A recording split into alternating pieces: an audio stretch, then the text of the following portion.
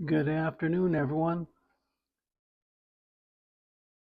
It's been, a little more than a week, I guess, now since I posted my last video, which was episode 5. This is episode 6, and this one is going to, again, focus on relationships. And it's also going to look at some really important parts of that, and that is that we encourage one another and build each other up.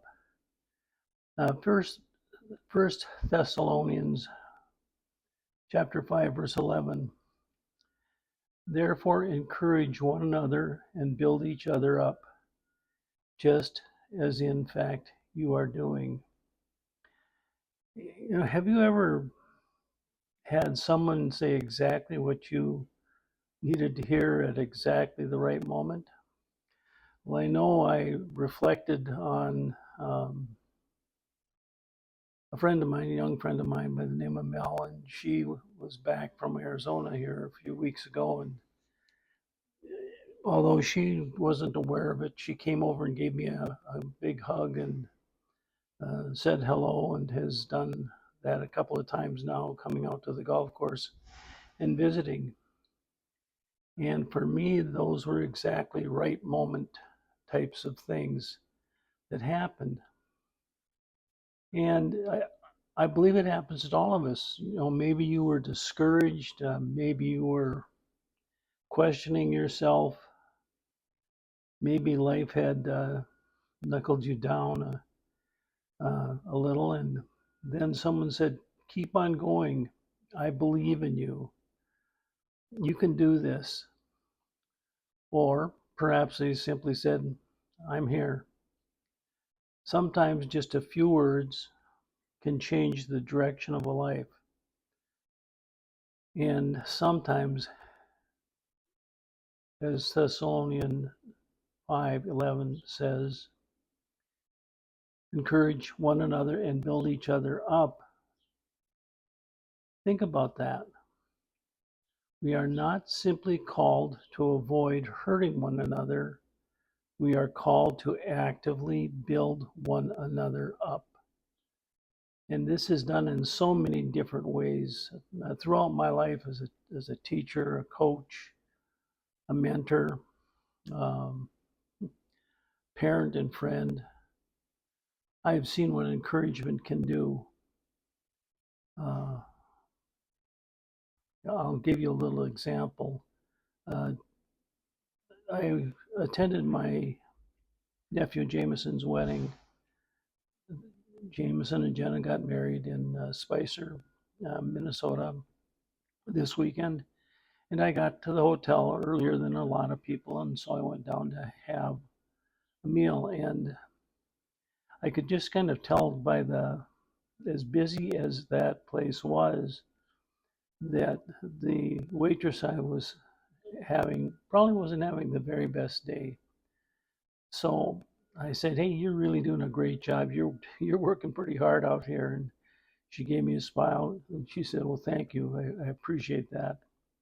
And I really do think she did appreciate that, because actually the next night after the wedding, and they were having the reception at the same place as I was staying, she came back and again thanked me for what I had said the day before. I've watched young people accomplish things that they weren't sure they ever could, or accomplish, uh, you know, things that, again, they didn't know that there were people who really believed in them. I've watched people struggling through difficult seasons in their life to find enough strength to take another step, because someone reminded them they weren't alone. And I've experienced that encouragement myself. The interesting thing is that encouragement doesn't cost us very much. In fact, it costs us almost nothing. A conversation, a phone call, a text message. Today, My daughter text messaged me. She was at the wedding this weekend, and she has since gone back to Fort Collins, where she and her husband are living and are working. And she sent me a picture of their extra bedroom and bathroom and said, "It's empty and waiting for somebody." And that little message was important to me. It quite frankly, even talking about it a little bit now, does make me a little bit tearful, because your children, as you grow older, become more and more important to you. You just, um, as they're growing up and much younger, you don't realize how important they're going to become, because they actually become truly your best friends in a lot of ways, and people that you can always count on.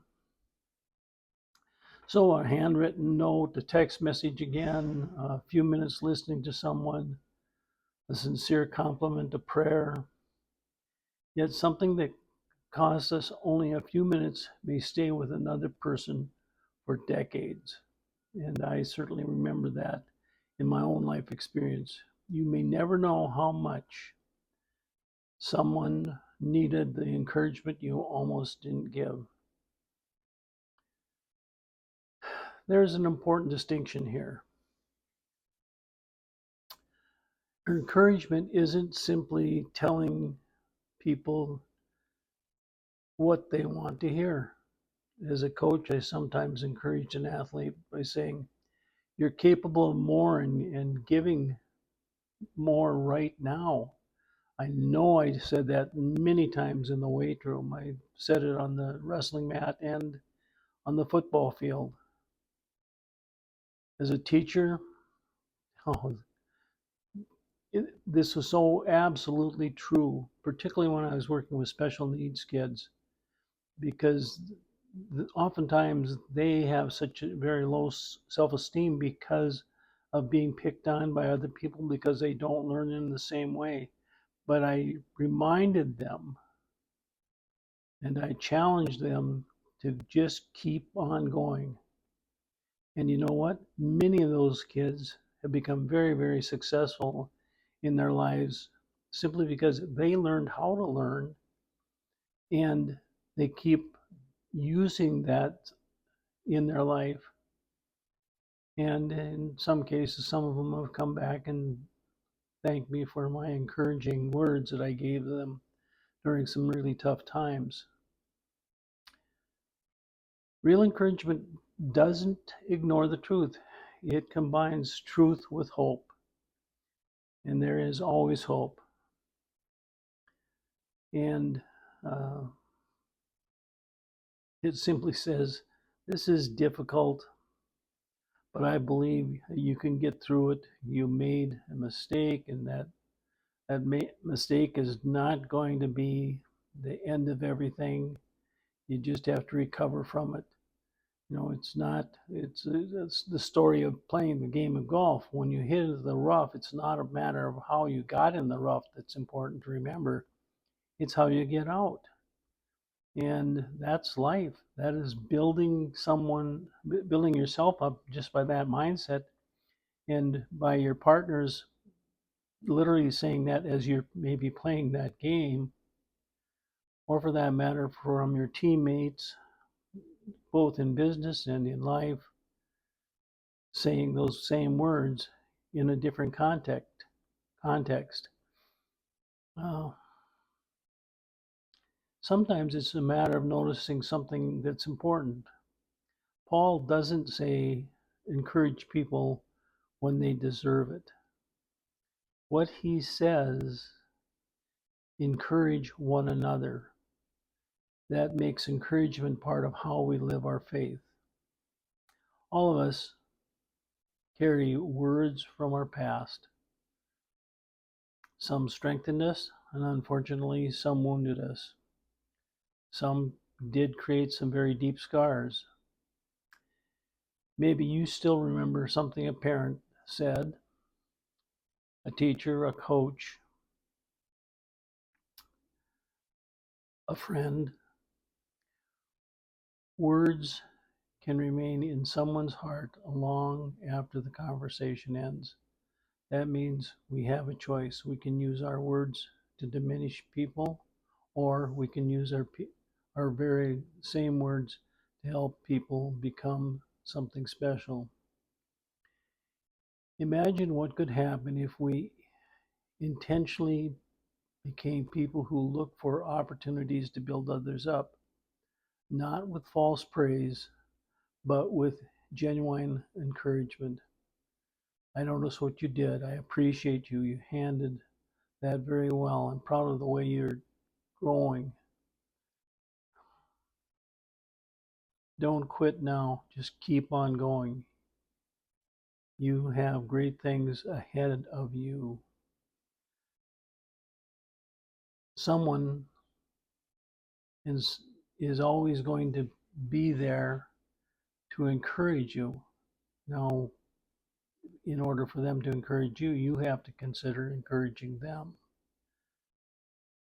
Sometimes people simply need someone else to remind them of what they have forgotten about themselves. And that is so very important. So, who encouraged you in your life? I want you to think for a moment about your own journey. Who believed in you? Who encouraged you when you weren't sure of yourself? Who saw something in you before you could see it? Perhaps it was a parent, a teacher, a coach, a mentor, a spouse, a friend. For me, a principal or a school superintendent that I was working for. Maybe they don't even know how much those words matter. If they are still part of your life, perhaps today would be a good day to tell them, thank you. You helped me become who I am. And then we need to turn the question around. Whom are you encouraging? Here's my challenge for you this week, or for at least the next 10 days. Don't wait for someone to ask for encouragement. Go looking for someone who needs it. Call somebody, send the text, write the note, have the conversation, tell someone you appreciate them, tell someone you believe in them, and perhaps, most importantly, pay attention to the person who seems unusually quiet. Sometimes the people who need encouragement the most are the least likely to ask for it. We never completely know what another person is carrying. A small act of encouragement may be far more important than we realize.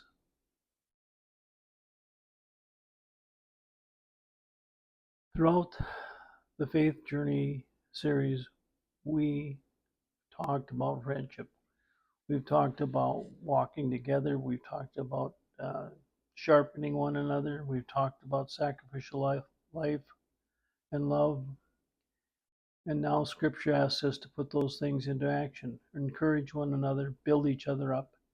Maybe part of discovering our purpose isn't simply asking, what am I supposed to have accomplished? Maybe another question is, whom am I supposed to help become? So I'll leave you with this. Whose life might be different tomorrow because you chose to encourage them today? Keep believing, keep encouraging, keep building people up, and keep becoming the person God created you to be. And as I say every time I do one of these, go out, lift somebody up today, help them out in some way, even though they may never ever be able to pay you back. By doing that small thing, you've made their day better, perhaps their life better. You have certainly made your day better and your life better, and you certainly have made this world a whole lot better place because you cared enough to help someone else out and to encourage them on their journey.